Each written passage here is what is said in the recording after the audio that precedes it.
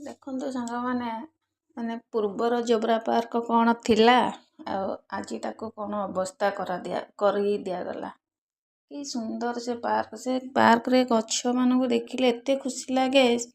ସେ ଯେଉଁ ବାବୁଲି ଭାଇନା ଅଛନ୍ତି ସେଠି, ସିଏ ଗଛମାନଙ୍କର ବହୁତ ଯତ୍ନ ନିଅନ୍ତି ଆଉ ବହୁତ ସୁନ୍ଦର ବି ସେ ଗଛ ଫୁଲ ବହୁତ ବଢ଼ିଆ ହେଇଥିଲା। ମୁଁ ତ ବେଶୀ ଫଟୋ ରଖିନଥିଲି, ଅଛି ବି, କିନ୍ତୁ ଯେହେତୁ ଏ ଭିଡ଼ିଓରେ ମୁଁ ଏତେ ଫଟୋ ଗୁଡ଼ା ଦେଇପାରିବିନି, ତ ଭିଡ଼ିଓରେ ଏତେ ଫଟୋ ଦେଲେ ଭିଡ଼ିଓଟା ବି ଜଣା ପଡ଼ିବନି। ମୁଁ ଖାଲି ଜଷ୍ଟ ଏତିକି ଖାଲି ଫଟୋ ଦୁଇଟା ଦେଇଛି।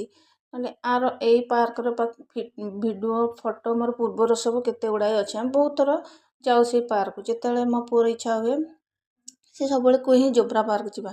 ଜୋବ୍ରା ପାର୍କଟା ହିଁ ତାକୁ ବହୁତ ଭଲ ଲାଗେ, ଯେହେତୁ ନଦୀ କୂଳରେ ଅଛି। ବହୁତ ସୁନ୍ଦର, ମାନେ ପୁରା ନ୍ୟାଚୁରାଲ୍ ଲାଗେ ସେଇ ପାର୍କଟା। କିନ୍ତୁ ଆଜି ପୁରା ତାକୁ ପୁରା ଛାରଖାର କରିଦେଇଛନ୍ତି। ଦେଖନ୍ତୁ କ'ଣ ପାଇଁ ତ କରିଛନ୍ତି ସେଇଟା ଜଣା ନାହିଁ, କିନ୍ତୁ ଆମେ ସେଇପଟେ ଯାଉଥିଲୁ ତ ମୁଁ କହିଲି ରୁହ ଟିକେ ସେଇଠି ଗୋଟେ ଭିଡ଼ିଓ କରିଦେବା। କି ସୁନ୍ଦର ପାର୍କଟା ଥିଲା ତାର। ଆଜି ପୁରା ଆଉ ତାକୁ ଦେଖିଲେ ବି ଦୁଃଖ ଲାଗୁଛି। ସେଇପଟେ ଗଲେ ସେ ପାର୍କକୁ ଅନେଇ ଦେଲା ବେଳକୁ ଦୁଃଖ ଲାଗୁଛି। କାହିଁକି ସବୁଠୁ ଗଛ ଫୁଲ ସବୁ ହିଁ ସେଇଠି ପୁରା ନ୍ୟାଚୁରାଲ୍ ଥିଲା। ବହୁତ ବଢ଼ିଆ ବି ଥିଲା। ସେ ବାବୁଲି ଭାଇନା ସବୁ ଭଲ ଯତ୍ନ ନିଅନ୍ତି ସେ ଗଛରେ।